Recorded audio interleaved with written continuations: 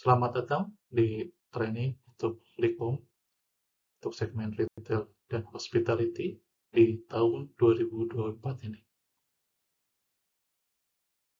Pada training kali ini, kita akan membagi training ini dalam 4 sesi.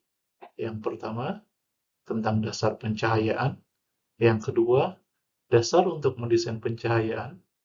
Yang ketiga, yaitu dasar pencahayaan untuk segmen retail, di mana di dalamnya ada shopping mall, retail, dan supermarket. Yang keempat, yang terakhir adalah dasar pencahayaan untuk segmen hospitality, di mana di dalamnya ada hotel, resort, dan apartemen. Kita masuk ke bahasan yang pertama adalah dasar pencahayaan. Timbul pertanyaan, apakah itu cahaya? Cahaya yang sering kita lihat, apa sebenarnya arti dari cahaya tersebut? Oke, secara teori, cahaya adalah bagian dari spektrum elektromagnetik yang dirasakan oleh mata manusia dengan rentan panjang gelombang adalah 380 sampai 780 nanometer. Bila kita lihat di bawah ini ada spektrum cahaya, di mana yang kita lihat adalah hanya sekecil ini. Di luar itu ada sinyal soli gelombang yang lain seperti X-ray, infrared, dan lain-lain yang memang tidak bisa kita lihat langsung dengan mata telanjang. Oke, sebelum masuk ke tahap berikutnya, kita harus tahu dulu jenis-jenis cahaya. Jadi, ada pencahayaan alami dan ada pencahayaan bulatan. Dimana kalau pencahayaan alami ini, dia berasal dari sumber cahaya matahari misalnya, ataupun cahaya bulan yang bukan buatan manusia. Sedangkan pencahayaan buatan itu banyak sekali sumbernya, misalnya dari lilin ataupun lampu-lampu yang sehari-hari kita gunakan. Dan di training kali ini yang akan kita bahas adalah lebih ke pencahayaan buatan, bukan di pencahayaan alami. Bila kita lihat unit pencahayaan itu ada beberapa satuan yang kita gunakan dalam pencahayaan. Dimana kalau kita lihat di sini ada namanya lumen, ada kandela, ada lux, ada kandela per meter persegi. Penjelasannya kita akan lihat di sini. Nah, untuk luminous flux yaitu adalah menggambarkan kuantitas cahaya yang dipancarkan oleh sumber cahaya. Seberapa besar lampu tersebut, semakin besar lumen, maka semakin terang lampu tersebut. Kemudian ada luminous intensity, yaitu menggambarkan kuantitas atau jumlah cahaya yang dipancarkan ke arah tertentu. Artinya dia punya arah. Dan cahayanya, dan ini satuannya adalah kandela. Kemudian luminance, yaitu menjelaskan kuantitas lumen yang jatuh di permukaan per meter persegi. Kita sebutnya lux. Ini yang sering kita gunakan untuk standar bagaimana kita mengukur kuat terang dari suatu ruangan. Dan yang terakhir ada luminance. Ini adalah satu-satunya parameter dasar pencahayaan yang dirasakan oleh mata manusia. Jadi ini menggambarkan di suatu sisi cahaya itu dipantulkan ke mata. Biasanya ini digunakan untuk misalnya pengukuran lampu jalan. Satuannya adalah kandela per meter persegi. Nah, untuk kita bisa merancang pencahayaan yang baik dan benar, ada beberapa faktor yang harus kita perhatikan. Yang pertama adalah fungsi secara visual, kemudian visual ambience-nya seperti apa, visual performance, dan kita juga harus tahu lighting protection, yang di dalamnya ada IP dan IK. Kita akan jelaskan di slide berikutnya. Untuk visual function, yang harus kita perhatikan yaitu level pencahayaan dan keseragaman. Nah, kalau kita lihat di sini ada beberapa gambar ya. Ada gambar ini, yang pertama adalah suatu ruangan dengan tingkat pencahayaan di bawah 100 lux. Kemudian ini berikutnya 100 sampai 300 lux, 300 sampai 500 lux, berikutnya 500 sampai 800 lux, Yang sebelah kanan ini di atas 800 lux. Apa yang kita bisa lihat di gambar ini? Bahwa semakin besar nilai luxnya, maka semakin terang ruangan tersebut. Oke. Nah, kemudian untuk bisa menentukan kuat terang pencahayaan di satu ruangan, kita ada standarnya. Nah, standar sendiri ada beberapa tipe nih. Di Indonesia kita punya standar SNI, ada Permenkes, ada Permenhub. Di Eropa kita ada IN, di Amerika kita ada ANSI atau IS. Nah, bedanya apa dari ketiga regulasi ini? Ini adalah contoh regulasi yang ada di dunia lighting ya. Nah, untuk regulasi Indonesia kita ambil ini SND contohnya. SND sendiri memang tidak mencakup seluruh area ya. Jadi intinya saat kita menggunakan SND ini untuk basic-basic lighting biasa, saat kita tidak mendapatkan secara detail, kita bisa pindah ke IN atau regulasi di Eropa. Dan saat kita ingin pencahayaan detail yang lebih standar yang lebih detail, kita bisa menggunakan standar Amerika, which is di sini sangat detail sekali. Nah, kemudian ada namanya visual function atau glare. Kita bisa kenal sebagai silau. Nah, kadang kita saat bekerja, saat duduk suatu tempat kerja di meja, kita akan mungkin tidak sengaja atau melihat lampu dan akan menyilaukan mata kita. Nah, itu disebut glare. Glare sendiri ada dua tipe, ada yang direct glare atau langsung, ada yang reflected glare atau glare yang dipantulkan ya. Ini beberapa penyebab dari misalnya direct glare, yaitu pemilihan lampu yang tidak ada kontrol silaunya atau UGR-nya, kemudian permukaannya sangat cerah, itu baik dinding ataupun meja.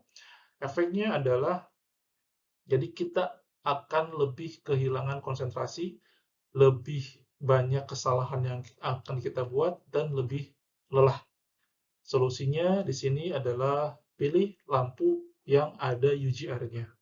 Kemudian kita bisa tambahkan tirai di jendela, misalnya saat kita tidak sengaja terkena sinar matahari langsung.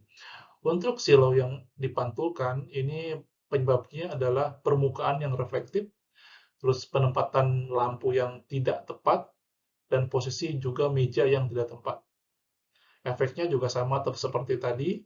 Solusinya kita harus memposisikan lampu sesuai dengan pencahaya tata letak dari furniture. Misalnya lampu di meja ini kita sesuaikan supaya pas di bawah meja supaya tidak terkena saat kita membuka laptop, itu akan menyilaukan mata kita. Kemudian untuk lampu sendiri, dia mempunyai karakteristik distribusi cahaya yang berbeda-beda. Contohnya antara spotlight dan downlight. Spotlight karakter lampu distribusi cahayanya lebih narrow atau tajam. Untuk downlight dia lebih lebar atau wide. Nah, selain itu ada beberapa optik yang ada di lampu. Ini contohnya optik 30 derajat, 90 derajat, 60 derajat. Ini yang asymmetric double, ini yang asymmetric satu sisi, dan ini yang lebar 120 derajat. Ini kita harus sesuaikan dengan pemilihan penempatan lampu yang sesuai dengan area yang akan kita lakukan. Misalnya untuk general lighting kita pakai yang wide, untuk task lighting kita pakai yang narrow. Kemudian ada namanya light output ratio atau LOR. Nah, LOR ini juga sangat penting saat kita memilih lampu yang tepat di suatu ruangan atau area. Jadi secara teori, LOR adalah persentase cahaya yang dipancarkan dari sumber cahaya yang membuatnya keluar dari luminaire. Atau kalau kita lihat di sini ada satu gambar di mana ada LOR 30-60%, dan LOR yang lebih dari 90%. Ini LOR yang ini adalah dihasilkan misalnya kita pakai lampu bulb. Dia lumennya 1200, tapi yang sampai ke bawah permukaan itu hanya 540 lumen. Ini disebabkan karena cahaya dari bulb itu memancar ke semua arah. Dia terpantul ke luminer yang nantinya ke bawah itu tidak akan efektif. Kemudian sebelah kanan ini dia pakai chip LED yang mana dia pakai optik dan cahayanya akan lebih direct ke bawah sehingga dia tidak memantul ke housing lampunya. Dan lumen yang dihasilkan di bawahnya akan lebih besar dibanding yang pakai bulb. Nah, itu sebabnya kita harus sebisa mungkin memilih lampu yang dia LOR-nya lebih dari 90%. Ini nanti hubungannya dengan efisiensi energi. Contoh sendiri ini dalam satu ruangan kita pakai lampu yang LOR-nya rendah. Untuk mencapai 500 lux kita perlu banyak sekali titik lampu. Sedangkan lampu dengan LOR tinggi untuk mencapai 500 lux kita hanya perlu beberapa titik lampu saja. Berikutnya ada namanya Color Rendering Index atau sering disebut CRI. Secara teori, CRI adalah ukuran kuantitatif kemampuan sumber cahaya untuk menghasilkan warna asli dari suatu benda. Jadi, warna asli suatu benda itu, kalau teman-teman pengen tahu misalnya apel nih, warna asli merahnya seperti apa, silahkan bawa apel keluar ruangan pada jam 12 siang saat matahari sedang bersinar terang. Itu adalah warna asli merah apel. Itu sebabnya matahari dia memiliki CRI 100. Itu yang paling tinggi dan belum ada lampu yang sampai CRI 100. Paling tinggi setahu saya 97 sampai 98. Jadi untuk menghasilkan warna asli dari suatu benda, usahakan memakai CRI yang tinggi, mendekati 100. Kalau kita lihat di sini, warna apelnya 70, merah seperti ini, CRI 100, dia warna asli di posisi matahari. Itu pun berlaku pada kulit manusia, ya, wajah manusia. Dengan CRI 97, terlihat lebih kusam, warna kursinya pun pudar, berbeda saat kita menggunakan lampu dengan CRI 90. Warna asli dari wajah, dari bendanya akan terlihat lebih natural.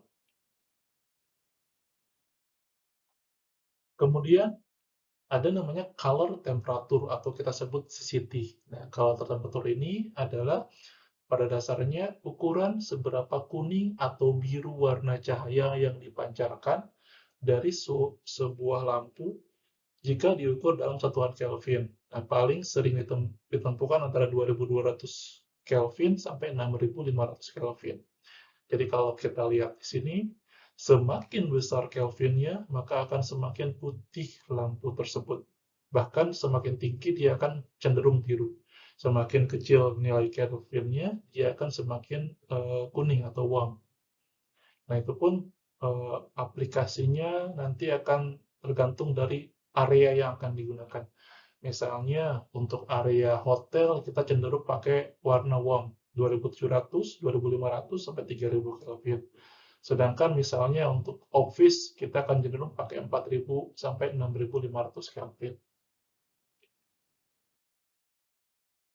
Kemudian ada namanya Ingress Protection atau IP. Nah, ini adalah standar internasional yang digunakan untuk menilai tingkat perlindungan atau efektivitas dari suatu benda atau lampu yang dia akan tahan terhadap benda seperti air, debu, dan lain-lain. Kalau teman-teman misalnya punya HP nih, HP flagship, dia punya sertifikasi IP67, artinya dia tahan terhadap rendaman air dalam misalnya 1,5 meter dalam waktu tertentu. Itu pun berlaku pada lampu. Nah, lampu ada dia IP, misalnya ini IP65. Jadi dia IP6 itu tahan terhadap debu, 5-nya itu tahan terhadap semprotan air, misalnya dari jet water ya, semprotan air.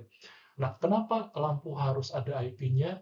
Ini digunakan khususnya untuk lampu outdoor. Misalnya lampu jalan, lampu sorot itu perlu perlindungan IP agar dia tahan terhadap air hujan. Itu pun berlaku untuk misalnya lampu-lampu underwater, misalnya di hotel ada water feature nih, dia perlu lampu yang direndam, itu perlu sertifikasi IP. Nah, khusus untuk lampu direndam ini dia perlu minimal IP68 ya. Kemudian ada namanya Impact Protection atau ICA. Jadi ini adalah standar internasional yang digunakan untuk menunjukkan seberapa tahan suatu benda terhadap benturan. Ini kembali lagi, kenapa sih lampu perlu IKA? Memang hotel dan retail itu jarang digunakan, tapi ada saatnya kita akan spesifikasi lampu, dia perlu impact rating. Contohnya untuk aplikasi lampu eh, outdoor ya, landscape. Misalnya lampunya inground tuh ditanam di bawah tanah, dia eh, terlindas oleh mobil, dia perlu impact rating, ataupun lampu, misalnya lampu taman, dia harus ada impact ratingnya supaya misalnya dia tersenggol atau terkena benturan benda lain, dia akan tahan. Pun ini berlaku misalnya untuk lampu di lapang basket atau lapang futsal, dia perlu impact rating agar suatu saat dia tidak sengaja terkena bola, dia akan tahan, tidak tidak langsung rusak. Oke, setelah tadi kita membahas tentang basic tentang pencahayaan, sekarang kita akan membahas tentang dasar bagaimana kita mendesain untuk pencahayaan baik dan benar.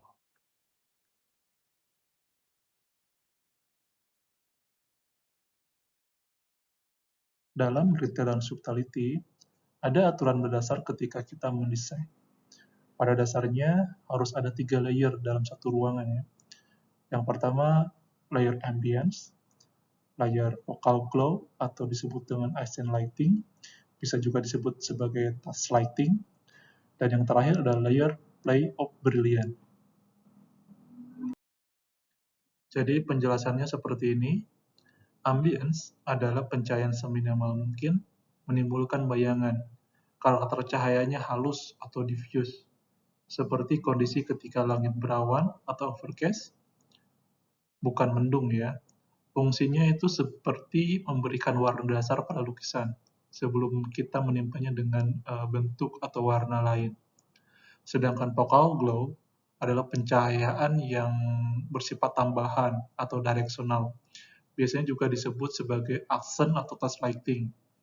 Standar yang tercantum di SNI ini biasanya ditunjukkan untuk layer pencahayaan ini, bukan ambience. Yang terakhir adalah play of brilliance. Fungsinya untuk menambah nilai dari suatu desain. Biasanya ini bersifat dekoratif atau sesuai dengan estetika. Mengapa kita harus berpatokan pada 3 layer tersebut setiap kali kita mendesain? Karena desain itu berbeda dengan seni. Tujuan utama pencahayaan yaitu untuk memenuhi kebutuhan aktivitas manusia, di mana diantaranya yaitu membantu manusia untuk melihat, memberikan kesadaran akan bentuk, ukuran, dan fungsi dari suatu ruangan, memberikan kenyamanan dan perasaan aman, safety dan security ketika kita sedang berada di area tersebut, kemudian menciptakan kenyamanan secara visual, mempertimbangkan penggunaan energi, memiliki nilai, dan lain-lain. Apabila sudah tercapai keseluruhannya, barulah faktor estetika dapat tercapai. Jadi setelah poin-poin tersebut kita penuhi, makanya setelah itu kita bisa menambahkan unsur seni atau estetika. Seperti kanvas kosong, ambience lighting ini adalah penentu suasana atau karakter keseluruhan dari ruangan yang didesain. Sifatnya seperti warna dasar pada kanvas sebelum kita mulai melukis atau menambahkan cat. Sumber cahaya yang digunakan bersifat diffuse, baik secara horizontal maupun vertikal. Produk-produk yang bisa digunakan untuk layer ambience ini adalah bersifat diffuse Antara lain bisa dipakai di sini LED tube, LED strip, LED bulb, glowing panel, wide beam downlight dengan lensa yang diffuse. Nah, untuk membuat layer ambience ini, produk apa sih yang bisa kita gunakan? Kalau kita lihat di sini, produk-produk yang bisa kita gunakan kebanyakan adalah downlight. Kenapa downlight? Karena sudut lampu ini, sudut pencahayaan ada lebar. Bisa juga kita menggunakan LED strip di curve. Untuk produk kita sendiri ada 3 tingkatan. Ada yang statement, perform, dan core. Statement adalah produk premium, perform adalah produk yang middle, core adalah produk yang budget ya. Nah, yang membedakan dari ketiga ini yang pertama adalah umur lampu. Statement umur lampunya dia 50.000 jam, perform sekitar 30.000 jam, sedangkan core adalah 15.000 jam. Garansi pun statement dan perform 3 tahun, yang core hanya 1 tahun. Nah, kita bisa menggunakan produk-produk downlight ini untuk membuat layer ambience. Focal glow sendiri lebih dikenal dengan sebutan accent atau touch lighting. Fungsinya untuk memberi penerangan lebih pada suatu objek atau menegaskan suatu objek. Untuk mendapatkan focal glow, maka intensitas cahaya yang mencapai permukaan objek tersebut minimal harus 3 kali lebih tinggi dibandingkan dengan cahaya dari layar ambience. Karena mata manusia itu tidak bisa membedakan intensitas dalam skala perbandingan 1:2. Jadi untuk membuat touch lighting harus lebih dari 1:2, yang mana 1:3 adalah yang paling cocok. Contohnya, jika layar ambience adalah 100 lux di lantai, maka focal glow yang harus dicapai untuk memenuhi 1:3 yaitu minimal 300 lux agar terlihat sebagai focal glow atau accent lighting atau touch lighting.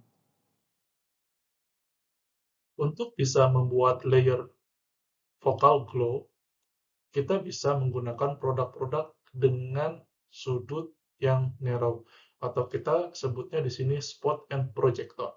Jadi produk-produk yang memang bisa kita gunakan karena dia memiliki karakteristik beam yang narrow atau sempit.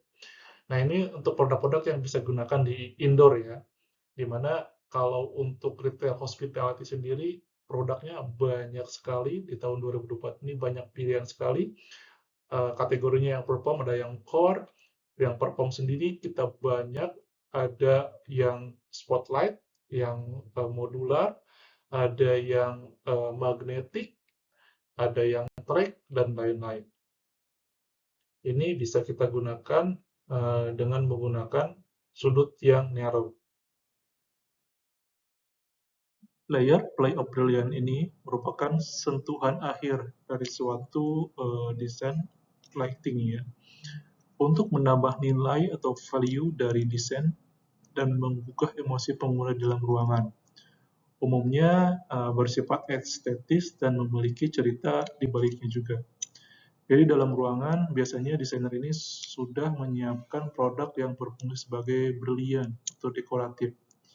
Tapi kita juga harus mengetahui lebih apa yang cocok untuk kebutuhan dari desainer tersebut.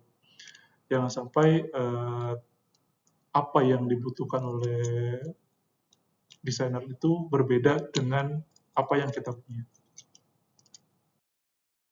Produk yang bisa kita gunakan untuk membuat layer Play of Brilliance diantaranya adalah dekoratif bulb, baik itu yang yang E14 ataupun E27. Ataupun kita bisa menggunakan connected lighting dari misalnya Wish yang kita bisa gunakan untuk permainan warna sebagai layer Play of Brilliance. Berikutnya kita akan membahas tentang pencahayaan untuk arsitektural. Di dalam facade lighting pun sebaiknya diterapkan 3 layer, yaitu ambience untuk menampilkan bentuk dasar arsitektural, focal glow untuk menonjolkan fitur dari bangunan, brilliance untuk memberikan ciri khas yang menarik mata, cocok untuk branding, Tanpa ambience, bentuk arsitektural ini tidak akan terlihat jelas karena kontras yang terlalu tinggi antara pencahayaan dari focal glow atau brilian dan di langit malam yang gelap. Jadi, pencahayaan arsitektural dalam skala kota ini memiliki tujuan untuk menonjolkan bentuk bangunan, sekaligus sebagai branding. Tujuannya untuk memasarkan produk dengan cara yang menarik ya. Produk-produk yang kita bisa gunakan untuk arsitektural antara lain adalah floodlight, spotlight, linear glazer, dan direct view luminaire. Pencahayaan arsitektural dalam skala manusia memiliki tujuan untuk memberikan pengalaman yang menyenangkan bagi pelanggan. Tujuannya untuk memasarkan secara tidak langsung dengan cara membuat pengunjung selalu teringat dengan bangunan tersebut. Jadi, pencahayaan fasad ini sebaiknya tidak berfokus pada skala kota saja, tetapi harus memperhatikan efek bagi manusia atau penggunanya sendiri. Di segmen RH ini, experience yang didapat dari fasad lighting di skala manusia erat kaitannya dengan brand marketing dari bangunan tersebut. Produk-produk apa saja yang kita bisa gunakan, yaitu spotlight, wall glazer, wall washer, downlight, linear downlight, dan dekoratif luminaire. Untuk pencahayaan fasad, kita bisa menggunakan produk dari Uni, di mana range proyeknya sangat luas sekali, dari mulai floodlight, spotlight, linear light, dan direct view. Sangat banyak pilihan menyesuaikan dengan kebutuhan dari masing-masing proyek, di mana Uni ini salah satu produk yang kita cukup andalkan di range yang kita miliki, karena harganya yang relatif bersaing dan variasi produk yang cukup banyak. Area berikutnya yang kita bahas adalah landscape. Sama seperti pencahayaan fasad pada skala manusia, landscape lighting ini memiliki fokus pada manusia atau pengguna. Yang paling penting adalah safety, security, dan memorable experience. Perbedaannya, landscape lighting tidak perlu memiliki 3 layer lighting. Focal glow saja sudah cukup. Hal ini erat kaitannya dengan lighting pollution dan energi efisiensi. Produk yang kita gunakan untuk area ini khususnya harus memiliki IP65 dan IP68. Untuk landscape, kita memiliki beberapa produk baru, yaitu contohnya adalah Bollard, Inground, dan Wolem. Di mana variasi produk ini cukup membantu kita dalam mendesain project yang scope-nya termasuk landscape. Di mana kalau kita lihat di presentasi ini ada post-op, ada linear, ada marker, bola, dan spotlight. Kombinasi semua ini kita bisa gunakan untuk project, terutama untuk project-project government, LKPP, ada proyek-proyek kita yang sudah tersertifikasi TKDN. Jadi akan lebih memudahkan kita dalam menspesifikasikan untuk proyek pemerintah. Berikutnya, kita akan masuk ke pembahasan yang lebih detail. Jadi kita akan coba gali lebih dalam bagaimana kita mendesain untuk lighting di segmen retail, which is nanti akan lebih detail penjelasannya. Untuk yang pertama, kita akan membahas tentang shopping mall.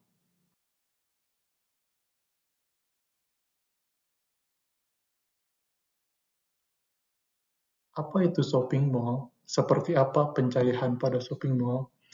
Di Indonesia, mall sendiri terbagi ke dalam beberapa segmen atau kelas. Ketika mendesain, kita harus paham kelas mana yang disasar oleh pengembang mall tersebut.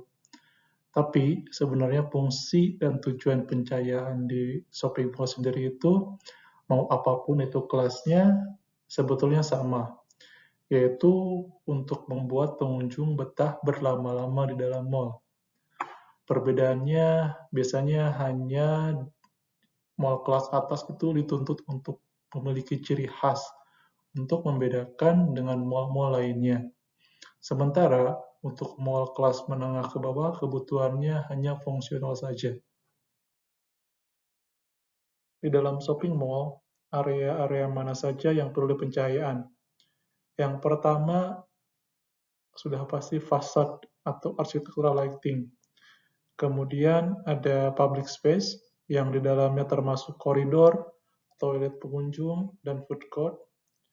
Kemudian atrium atau zona khusus, dan yang terakhir service area untuk pengelola dan manajemen mall. Oke, sekarang kita masuk ke area yang pertama, yaitu area fasad atau arsitektural. Di mana pencahayaan arsitektural ini pada shopping mall memiliki tujuan utama sebagai media periklanan atau advertising, sehingga harus menonjolkan karakter yang sesuai dengan target pasarnya. Kalau dilihat pada gambar sebelah kanan ini, jelas sekali pada layar ambience dari glowing panel ini, sebelah kiri ini. Didapat layarnya, layar ambient itu didapat dari glowing panel ini. Kemudian untuk focal glow, itu didapat dari curve lighting di kanopi. Sedangkan untuk play of brilliance, itu terlihat dari titik-titik downlight di kanopi ini. Dan pada gambar ini, fasad di sini adalah pada skala manusia ya. Area yang selanjutnya adalah public space, di mana fokus utama pada public space ini adalah uniformity ya.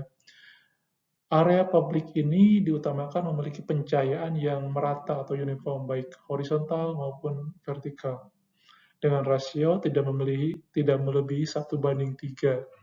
Standar iluminasi pada bidang horizontal atau lantai sekitar 150 lux.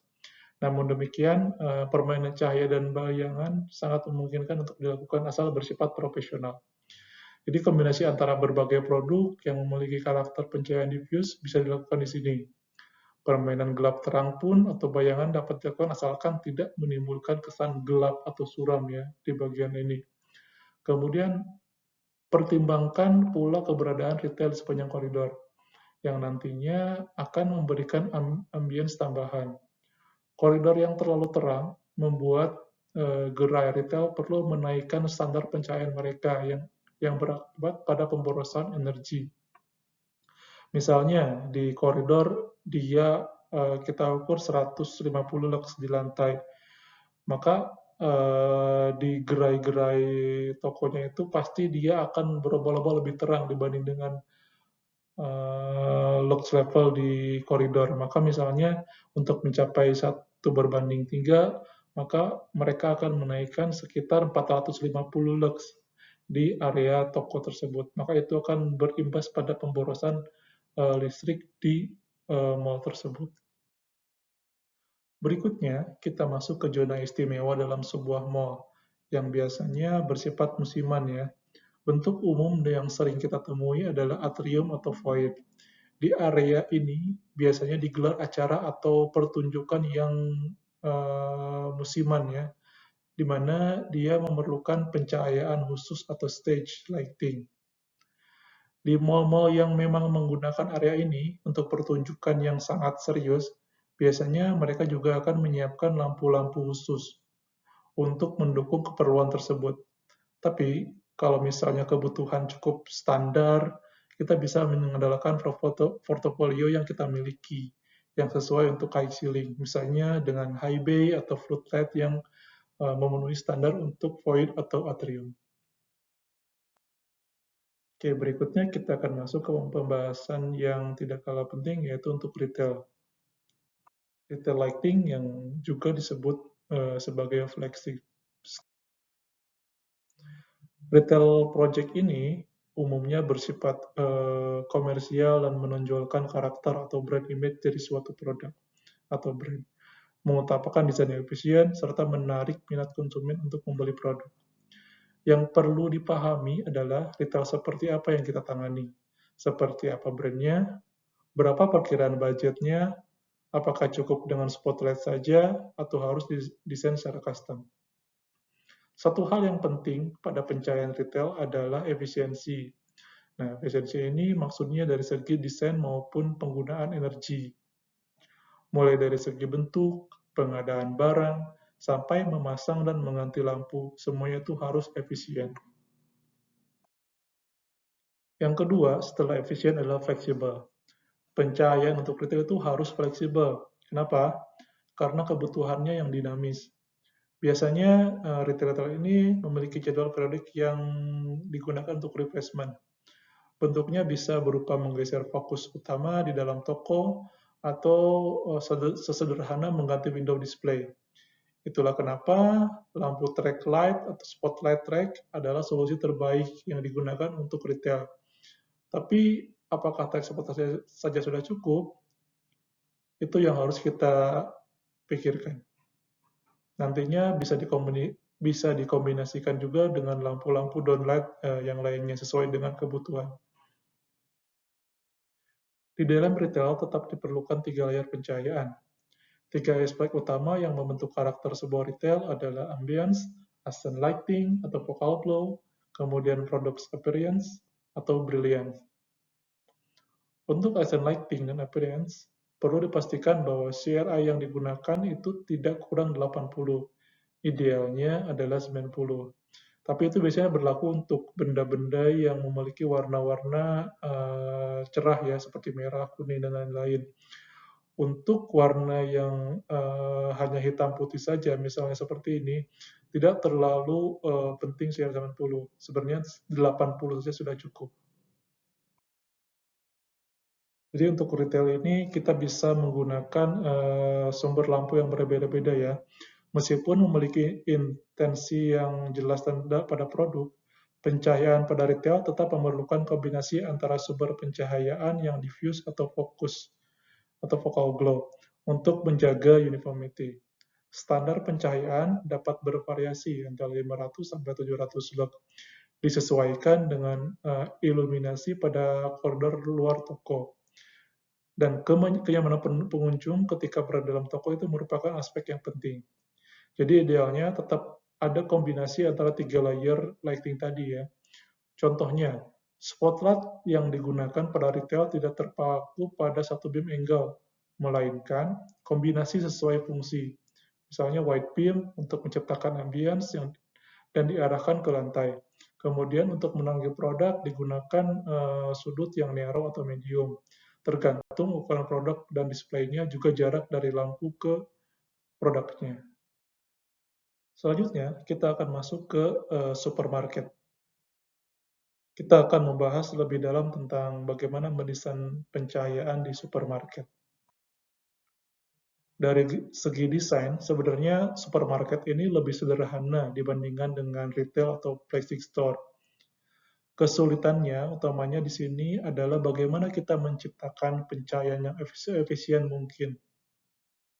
Caranya kita bisa membagi pencahayaan dalam 3 zona.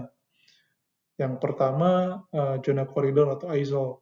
Di koridor ini, produk-produk ditata secara vertikal, sehingga pencahayaan yang diperlukan pun bersifat vertikal dan merata, atau diffuse dan uniform. Kemudian, zona yang kedua adalah fresh product atau zona segar. Nah, di sini kita membutuhkan pencahayaan focal glow yang memiliki CRI tinggi. Kenapa? Karena di fresh product ini kita menampilkan produk-produk segar yang berupa buah, sayur, atau daging yang merupakan bahan-bahan yang diambil langsung dari alam. Sehingga warna-warnanya pun beragam dan memerlukan CRI yang tinggi supaya warna-warna produk tersebut bisa keluar sesuai dengan aslinya. Nah, berapakah CRI tinggi itu? Idealnya adalah 90 ke atas. Tapi sebenarnya 80 ke atas pun sudah cukup. Terutama kalau kita menggunakan item-item dari lampu food recipe kita. Yang terakhir adalah zona cooking atau fast food. Nah, biasanya di beberapa supermarket ada zona-zona tertentu yang disediakan untuk memasak bahan makanan segar. Nah, di sini suasananya itu yang diinginkan adalah sedikit berbeda dibanding dengan zona yang lainnya. Sehingga bisa kita kombinasikan dengan warna hangat atau warna warm ya. Untuk membedakan zona dan fungsi dan memberikan suasana yang lebih lebih hangat.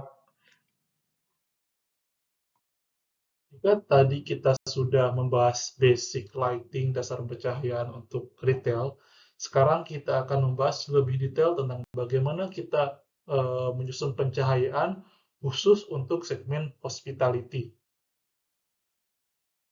Yang pertama akan kita bahas adalah untuk hotel dan resort. Topik yang pertama tentang hotel dan resort.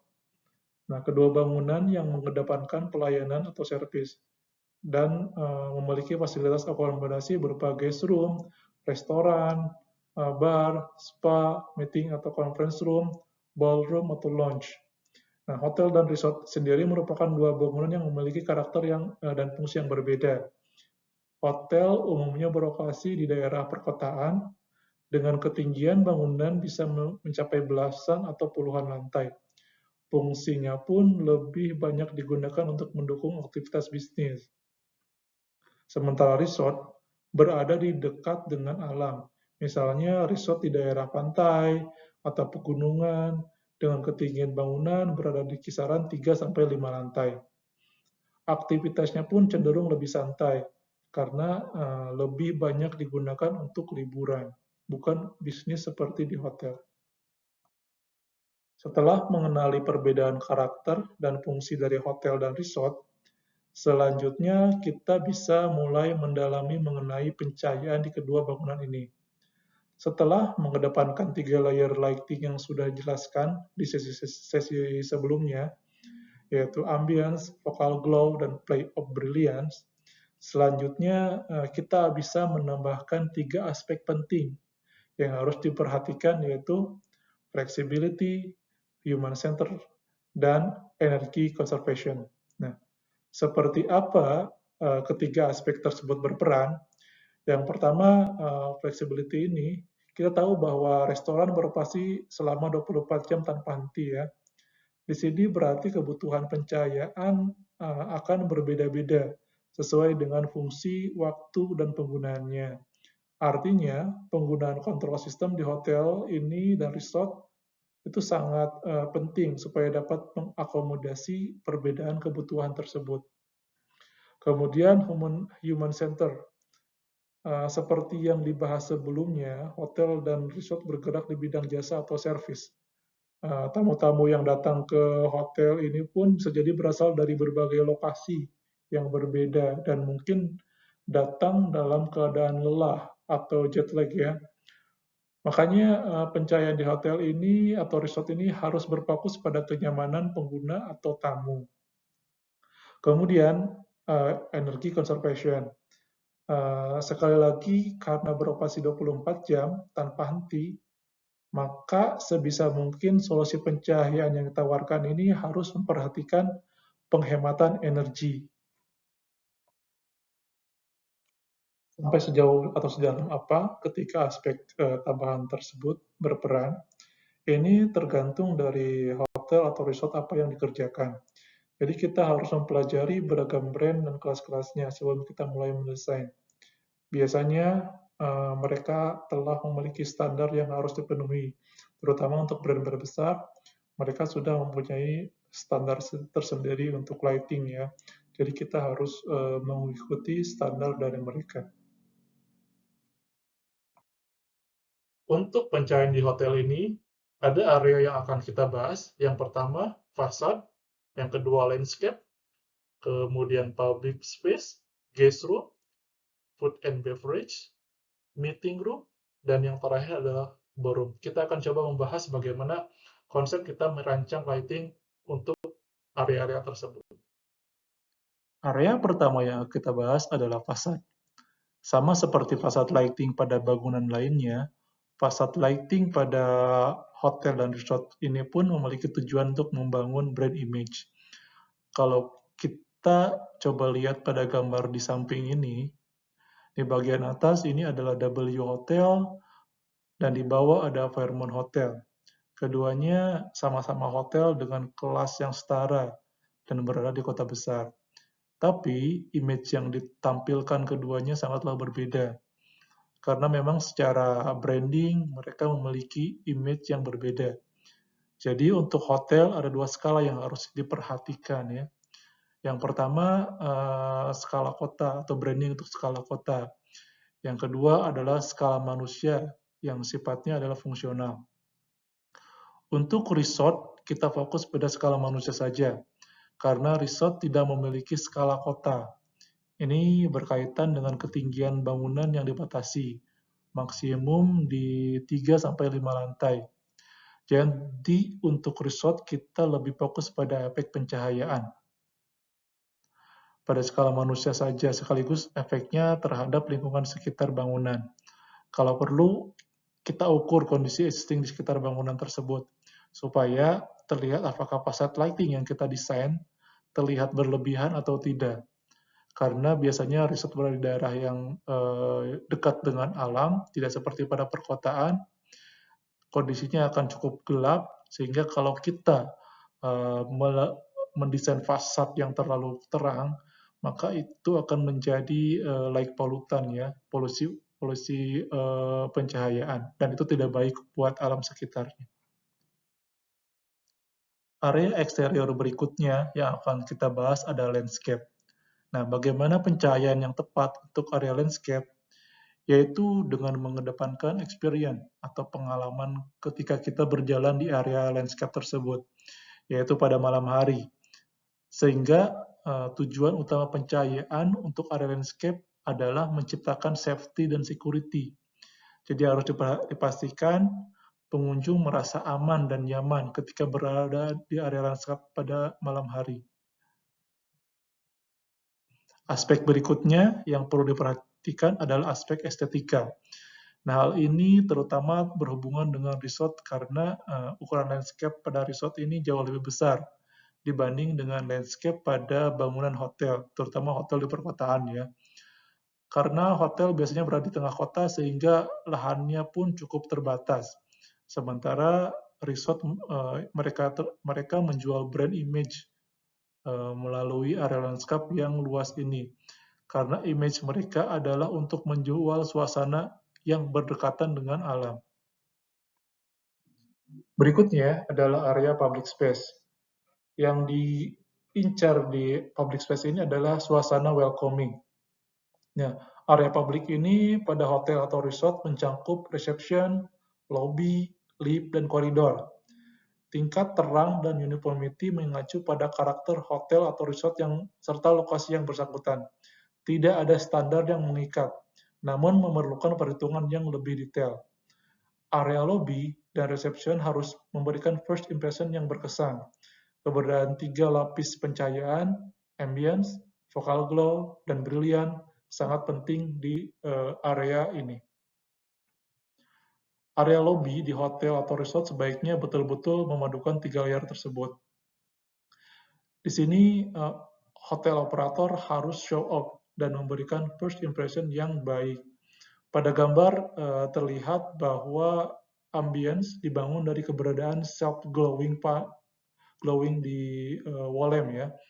Focal glow didapat dari downlight yang menyorot ke arah sofa atau sitting facility.